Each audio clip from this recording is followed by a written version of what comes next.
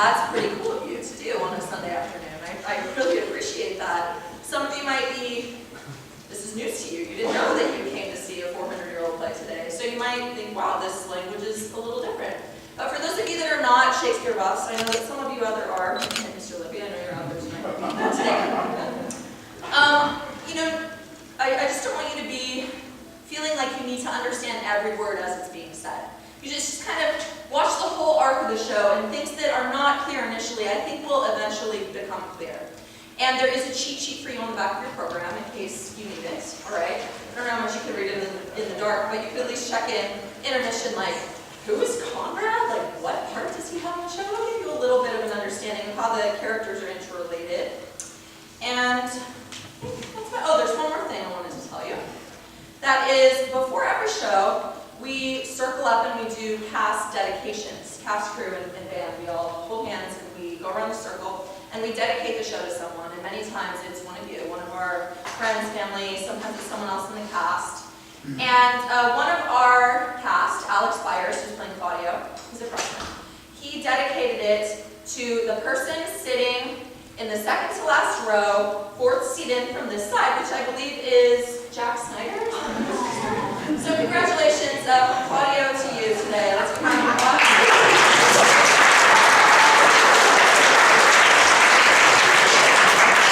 Enjoy the show.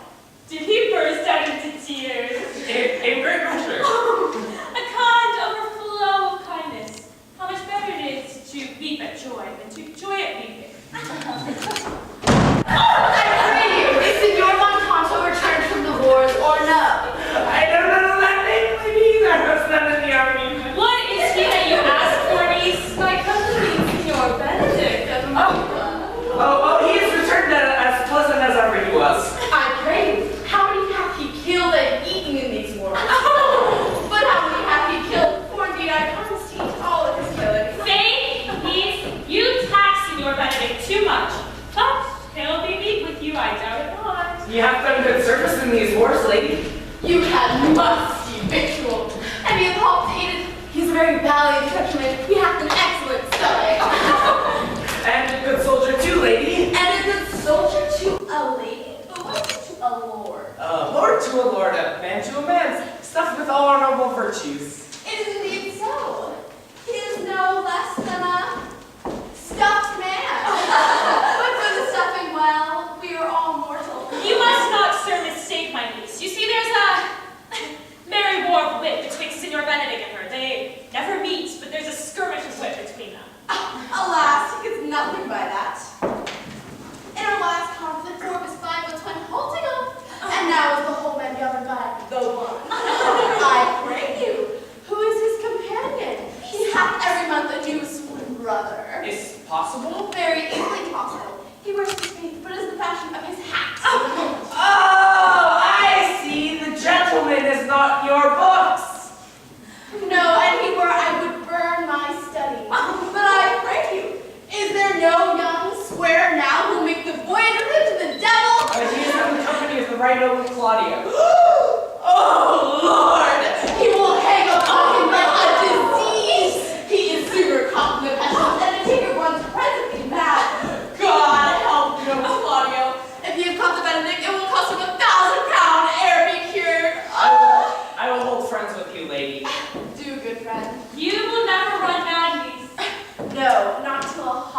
January.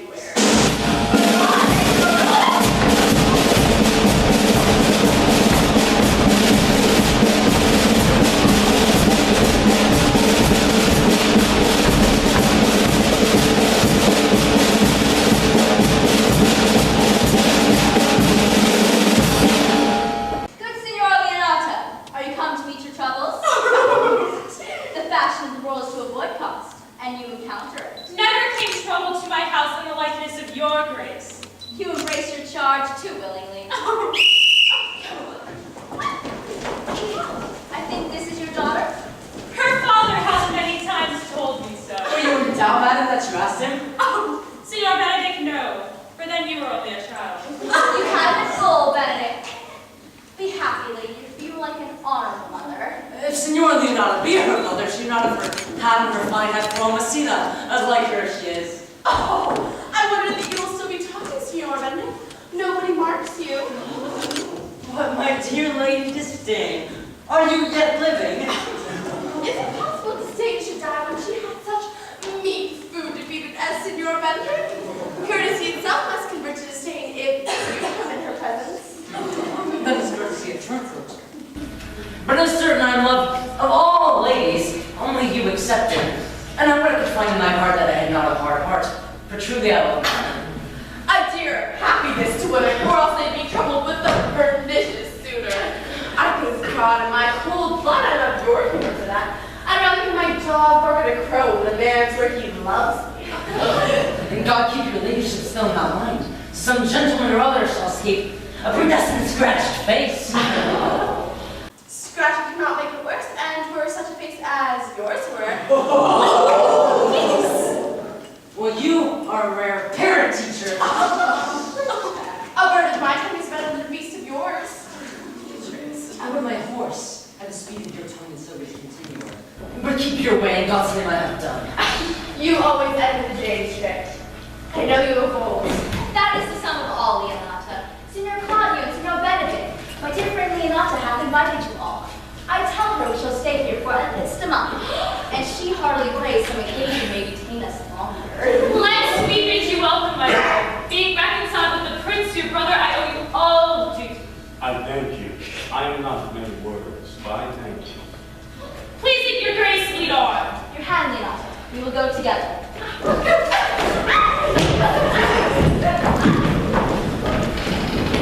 Hey. Stand up, daughter, Signora Leonata. I noted her not, but I looked on her.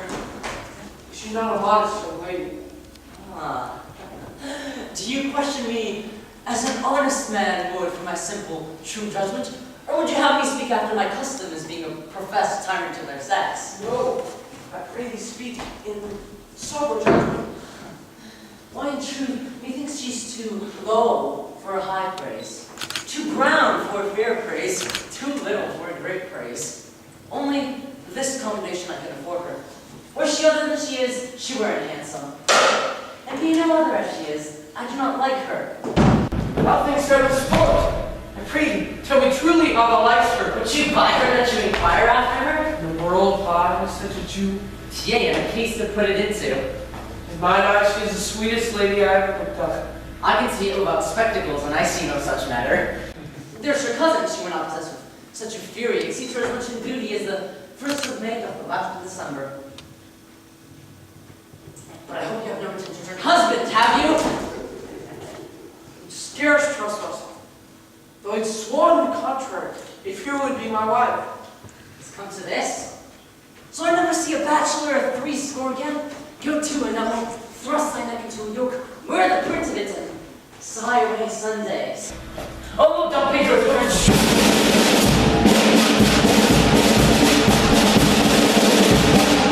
What secret hath kept you here that you falls not to Leonatus? I wish your grace would constrain me to tell. I charge thee on thy allegiance. You hear, Don Claudio? I can be secret as a dumb man. I would have you think so, but on my allegiance. Oh, yes, on my allegiance. He's in love.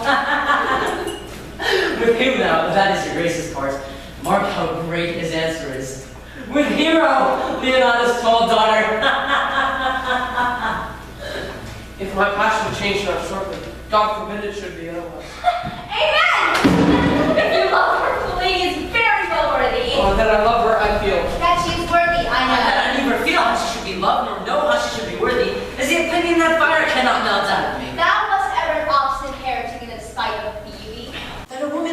conceived me, I thank her. That she brought me up, I likewise give her the most humble thanks. But all women shall pardon me, for I will not do them the wrong to mistrust any. I will do myself the right to trust none. I will live a bachelor. I will see thee ere I die, look pale with love. With anger, or sickness, hunger, my lord, not with love. If thou dost ever fall from this fate, thou wilt prove a notable husband. If I do, hang me in a bottle like a cat and shoot at me. As time shall try, in time the savage bull doth bear the yoke. The savage bull may, but if ever the sensible Benedict doth, pluck off the bull's horns and set them in my forehead, and let me be so vilely painted, and in such great letters under my sign let them signify, here you may see Benedict, the married man. Good Signor Benedict, prepare to Leonatus commend me to her, and tell her I shall not fail her at supper, for she hath indeed made great preparation. Almost matter enough for me for such an embassage, and so I commit you. To the tuition of God, for my house if I had it. The 6th of July, your loving friend, Benedict. Nay, mock not, mock not. Ere you flower old ends any further, examine your conscience. And so I give you.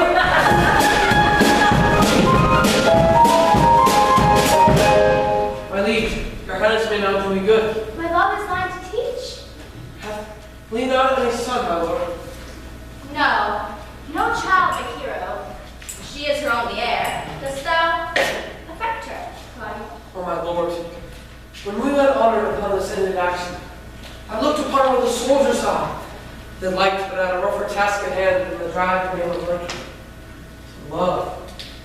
And now I returned. And from that worthless come thronging soft and delicate desires, all prompting me off fair young heroes, saying I liked her ere I went to wars.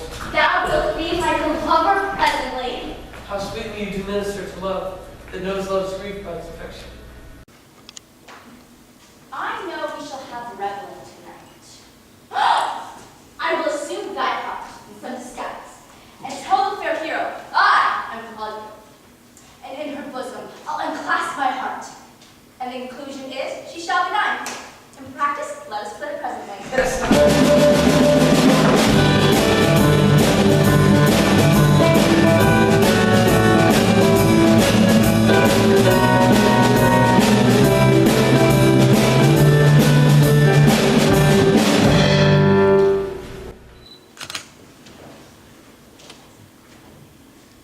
Hey!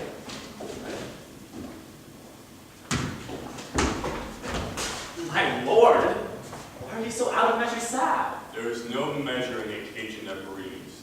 Therefore my sadness is without limit. You should hear reason. And when I have heard it, what blessings bring it? If not a present remedy, then at least a patient sufferance. I cannot hide what I am. I must be sad when I pause and smile at no man's jests. Yea, but you must not make full show of this to induce so without controlment. You have of late stood out against your brother, and he hath taken you newly into his grace. It is needful that you frame the season for your own harvest. I had rather be a canker in a cage than a rose in his grace. I cannot be said to be a flattering honest man. It must not be denied, but I am a plain dealing villain. If I had my mouth, I would bite. If I had my lip, I would do my blanking. In the meantime, let me be that I am, and not all. Can you make no use of your discontent? Who comes here? Ta-da! What news, Horatio? I come yonder from a great supper.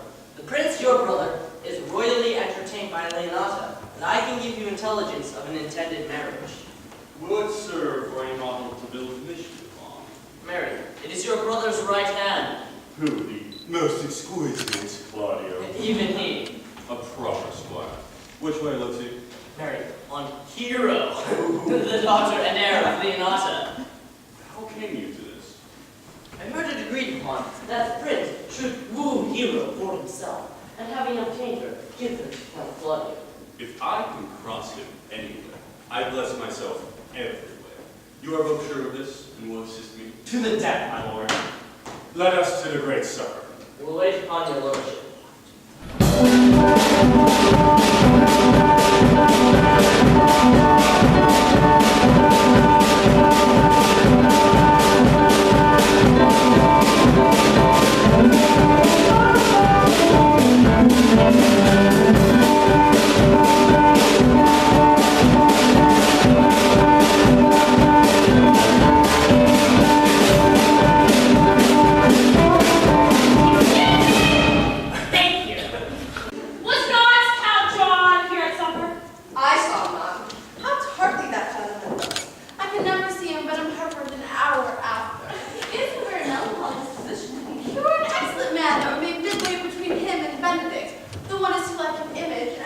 nothing, and the other is to like my lady's eldest son, ever more telling. Then have Signor Benedict's tongue in Count John's mouth, and have Count John's melancholy in Signor Benedict's face.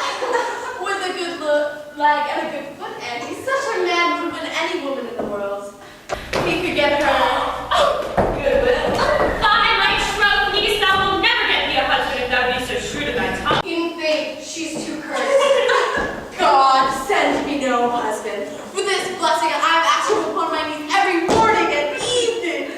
Lord, I cannot endure a husband with a beard on his face. I'd rather buy him a bullet. You may wait on a husband that hath no beard. And what shall I do with him? Dress him in my apparel and make him my waiting gentlewoman?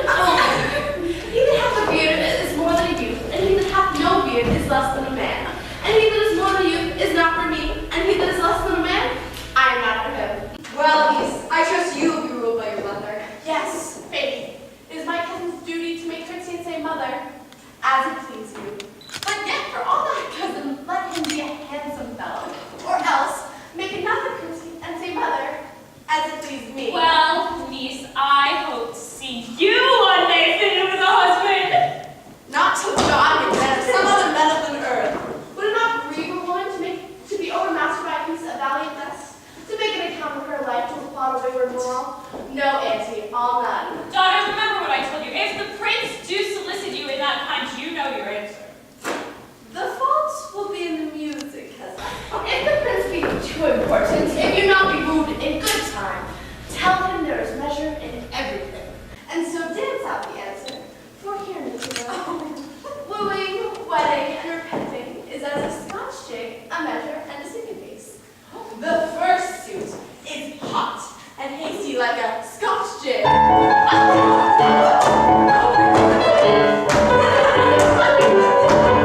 And full is fantastical.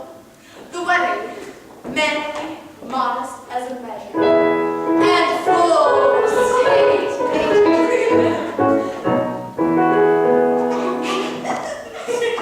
And then comes repentance, as his bad legs fall to the syncopace.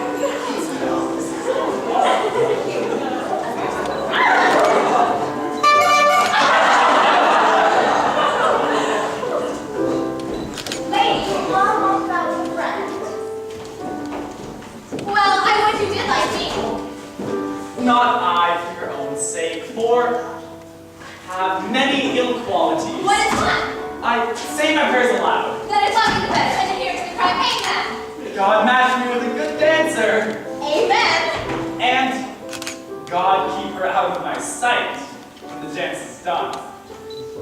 Answer, clerk. No more words. Clerk's answer. I know you well enough. You are Signora Antonia. At a word, I'm not. I know you by the waggling of your head. At a word, I'm not. How come you think I do not know you by your excellent wit? Then virtue will hide itself. Go to Mum, you are she. All graces will appear, and there's an end. Will you not tell me who told you so? No, you're so better than me. Or will you tell me who you are? Not now. Then I was distasteful of that I had my good wit out of the 100 merry tales. Well, this was Signor Benedict that said so. What's he? I'm sure you know him well enough. Not I, believe me. Did he ever make you laugh? I pray you, what is he? Why, he is the prince's jester. A very doleful. His only gift is to devise impossible slanders, and none but libertines delight him. For his commendation is not in his wit, but in his villainy. For he both pleases men and angers them, and then they mount at him and beat him. When I know the gentleman, I'll tell him what you said. Oh, do. He'll but break a comparison or two on me, which peradventure not marked and not laughed at will strike him into a melancholy. But then there's a partridge wing sage, for the fool will eat no supper that evening. Case inside! We must follow the leaders. It's every good thing. Nay, if they lead to any ill, I will leave them at the next turning. One visor remains. And that is Claudio. I know him by his bearing. Excuse me, are you not Signor Benedict? You know me well. I am he. Signor, you are very close to my brother in his love. He's enamored on Hero. I pray you, dissuade him from her. She's no equal for his first. I know you love her. I heard him swear his affection. So did I too, and he swore he would marry her tonight. Come, let us to the banquet. Thus I answer in the name of Benedict. To hear these ill news, the ears of Claudio, 'tis certain he woos for himself. Friendship is constant, and all other things, save in the office and affairs of love.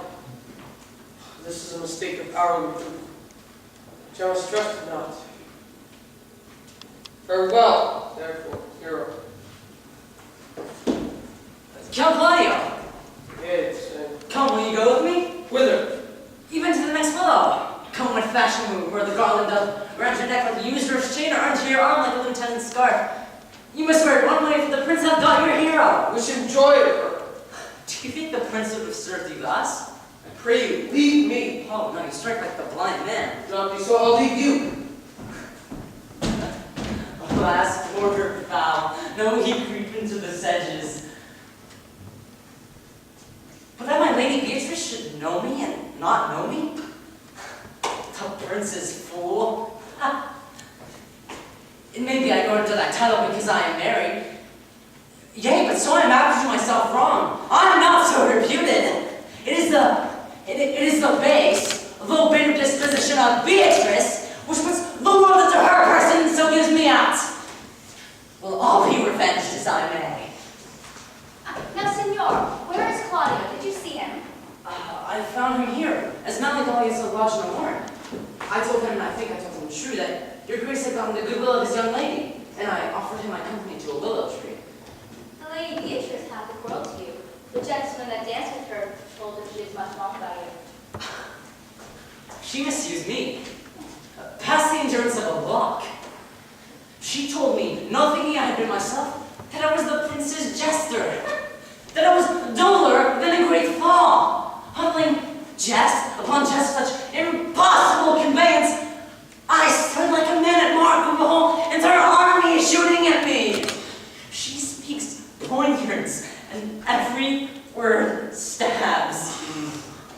If her breath were as terrible as her terminations, there'd be no living near her. She would invent to the North Star.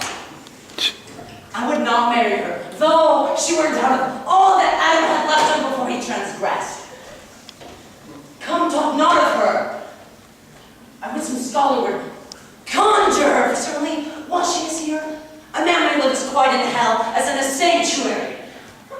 people sin on purpose just so they could go there. So indeed, all disquiet, horror, and perturbation follows her.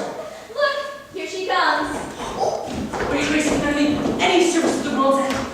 I will go down the slightest errand to the antiquities that you advise to send me on. I will fetch you a toothpicker from the furthest inch of Asia. Bring you the life of Prester Johnsford. Fetch you a hair off the great Sham's beard. Do you any young massage to the piggies, rather than hold 3 words conference with his heartbeat? You have no employment for me. None but desire your great company. Oh God, sir, here's a dish I love not. I cannot endure my lady tongue. Come, lady, come. You have lost the heart of Signor Benedict. Yea, my lord, once I gave him use for it, a double heart for my single one. Mary, once you wanted of me with false dice, therefore your grace may well say I have lost it. Lady, you have put him down. Yea, my lord, so lest he should do to me, I would prove the mother of fools. Here's Count Claudio. Whom you sent me to speak. How now, Count? Wherefore are you sad? Not sad, my lord. How then? Sick? Neither. The Count is not sick, nor sad, nor merry, nor well, but civil, Count, civil as an orange and something of that jealous complexion. Here, Claudio, I have put in thy name, and fair hero is one. Name the day of marriage, and God give thee joy. Count Claudio, take me of my daughter, and with her my fortune. For his grace hath made match, and all graces say amen to it. Speak, Count, 'tis your cue. Silence is the perfectest herald of joy. I would not but happy if I could say how much. Lady, as you are mine, I know. I give away my heart and dote upon the exchange. Speak, cousin, or if you cannot stop his mouth with a kiss, so he may not speak neither. In faith, lady, you have a merry heart. Yea, my lord, it keeps on the windy side of care. Ah, my cousin tells me in his ear that he is in her heart. And so she does. Good Lord, for alliance. Thus goes everyone to the world, and I may sit in the corner and cry. Hey, help for a husband! Lady Beatrice, I will get you one. I'd rather have one of your father's gettings. Hath your grace pair a brother like you? Your father's got excellent husbands, if a maid could come by them. Will you have me, lady? Oh! No, my lord. Unless I may have another for working days. Your grace is too costly to wear every day. But I beseech your grace, I was born to speak all mirth and no matter.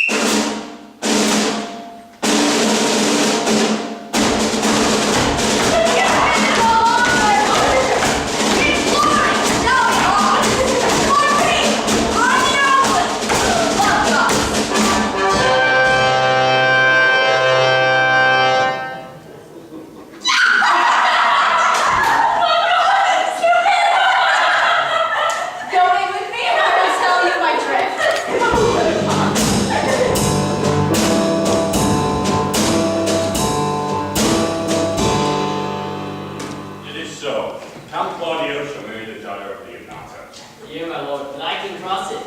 Any bar, any cross, any impediment shall be made known toward you. I am seeking in displeasure with him. How canst thou cross? Not honestly, my lord, but so covertly that no dishonesty shall appear in me. Show me briefly now. I think I told your lordship a year since how much I am in the favor of Margaret, the waiting gentlewoman to Hero. I remember. I can, at any unseasonable instant of the night, appoint her to look out at her lady's chamber window. What life is in that to be the death of this marriage? The poison of that lies in you to temper. Go you to the prince your brother, tell him he hath wronged his honor in marrying the renowned Claudio, too contaminated stale, such a one as Hero. What proof shall I make of that? Proof enough to misuse the prince, vex Claudio, undo Hero, and kill Leonata. Look you for any other issue? Only to despite them, I will endeavor anything. Go then, find me a meet hour to draw the prince and Claudio alone. Tell them you know Hero loves me. They will scarcely believe this without trial. Other instances which bear no less likelihood than to see me at your chamber window. Hear me call Margaret Hero, hear Margaret call me Braccio, and bring them to see this the very night before the intended wedding. I will put it in practice. Be cunning in the work of this, and thy be as 1,000 efforts. Be you confident in the accusation, my cunning shall not shame me. I will presently go learn their day of marriage.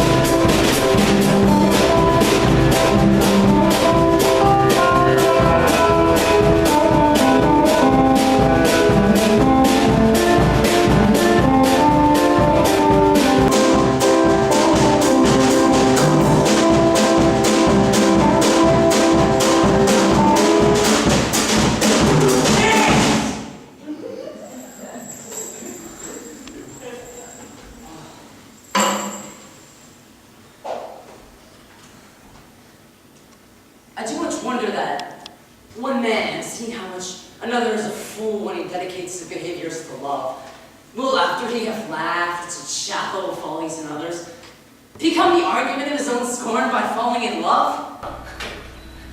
And such a man as Claudio, I have known when there was no music with him, but the drum and the fife, and now I'd rather hear the tabor and the pipe. I have known when he would have walked 10 miles afoot to see a good armor, and now he will lie 10 nights awake, carving the fashion of a new doublet. He was wont to speak plain and to the purpose, like a good man and a soldier. And now as he turned to orthography, his words are a very fantastical banquet, so many strange dishes. May I be so converted to see with those eyes? I cannot tell. I think not. I will not be sworn, but love may transform me to an oyster, but I'll take my oath on it. Till he hath made an oyster of me, he will never make me such a fool. One woman is fair, yet I am well. Another virtuous, yet I am well. Another wise, yet I am well. But till all graces be in one woman shall not come in my grace. Rich, she shall be, that's certain. Wise, or I'll none. Virtuous, or I'll never cheat her. Fair, or I'll never look on her. Mild, or come not near me. Noble, not I for an angel. Of good discourse, an excellent musician, and her hair shall be of what color it please God. Oh, the Prince of Monsieur Love. I will hide me in the saloon.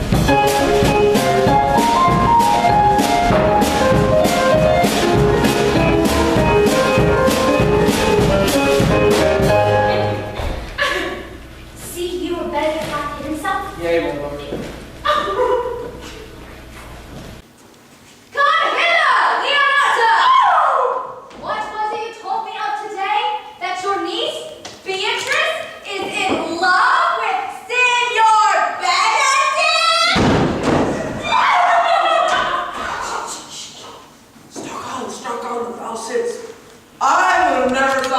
lady would have loved any man. No, nor I neither. But how wonderful that she should so dote on Signor Benedict, whom she hath in all outward behaviors seemed ever to abhor. Is it possible? Since the wind in that corner? I cannot know what to think of it, but that she loves him with an enraged affection, it is past the most infinite of thoughts. Maybe she doth but counterfeit. Faith, like enough. Oh, God! Counterfeit? There was never a counterfeit of passion came so near the life of passion as she discovers it. Why? What effects of passion shows she? Faith, don't go out with this official light. What effects of passion, my lord? You heard my daughter tell you how. She did indeed. How, I pray you? You receive! I would have thought her spirit had been invincible against all assaults of affection. I would have sworn it had, my lord, especially against Benedict. I would think this gold that the good lady speaks.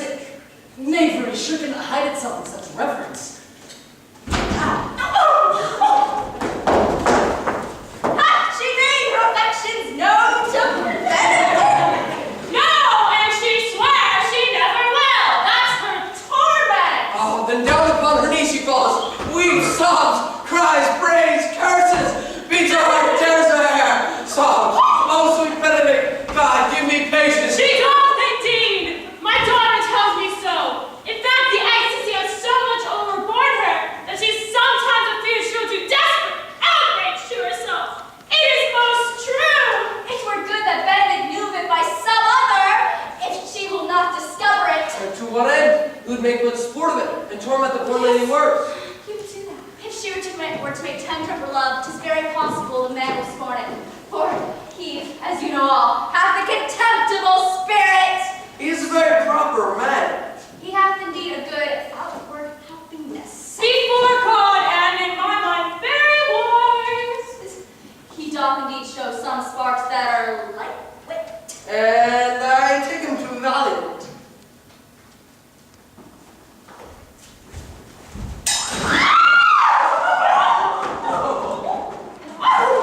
Well, I am sorry for your niece. My lord, will you walk? Dinner is ready. If you do not goad her upon this, I will never trust my expectation. Let us send her to call him into dinner.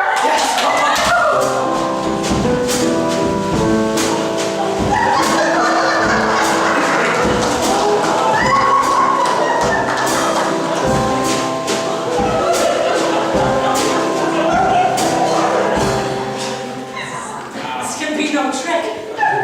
They have the truth of this from Hero. They seem to pity the lady. It seems her affections are her full bent. Love me? Why, it must be requited. I hear how I am censured. They say I will bear myself proudly if I perceive the love come from her. They see too that she would rather die than give any signs of affection. I did never think to marry. I must not seem proud. Happy are they that can take their detractions and can put them to mended. They say the lady's fair. 'Tis in truth I can bear them witness.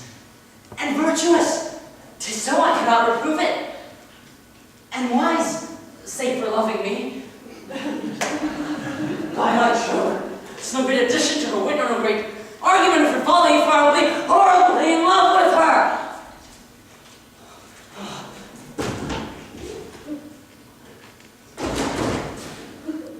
I may chance of some odd quirks and remnants of wit broken on me, for I've railed so long against marriage, but doth not the appetite alter. Shall these quips and sentences and these paper bullets of the brain all man from the career of his humor? No! The world must be peopled! When I said I would die bachelor, I did not think I would live till I were married. Here comes Beatrice.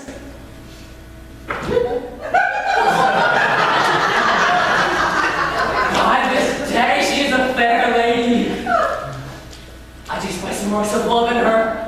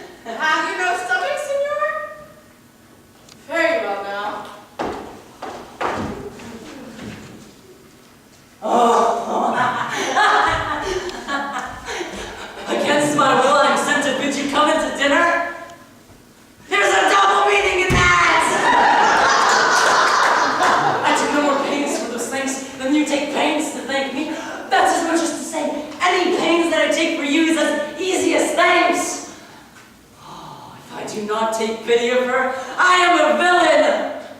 I will go get her picture.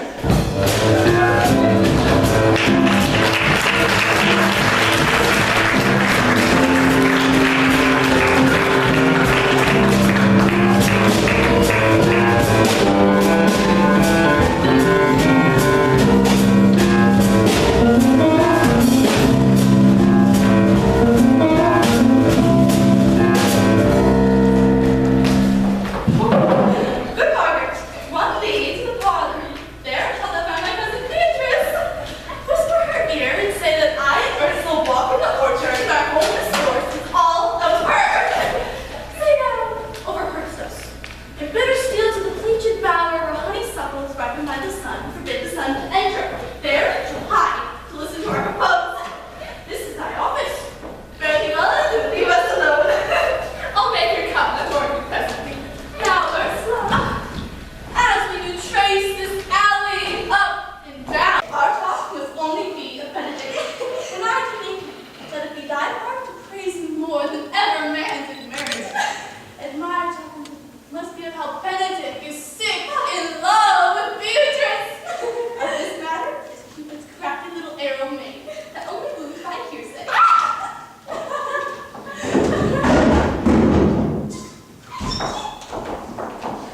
Now begin. For little Beatrice with her laughing runs close by the ground in your conference. Do you not my part of the dialogue? Then we go near to it, so her ear is nothing like a false sweet bait in the floor. No, truly, Ursula, she is too disdainful. I know her spirits are as wild and coy as haggards of the rock. But are you sure that Benedict loves Beatrice so entirely? What? So says the prince and my newly betrothed lord. And did they bid you tell her of the matter? They did entreat me to acquaint her of it, but I persuaded them, if they do love Benedict, to wish him rest with affection and never let Beatrice know of it. Why did you so? Doth not the gentleman deserve as full a fortunate a bed as ever Beatrice shall couch upon? Oh, God of love! I know he doth deserve as much as may be yielded to a man. But nature never framed a heart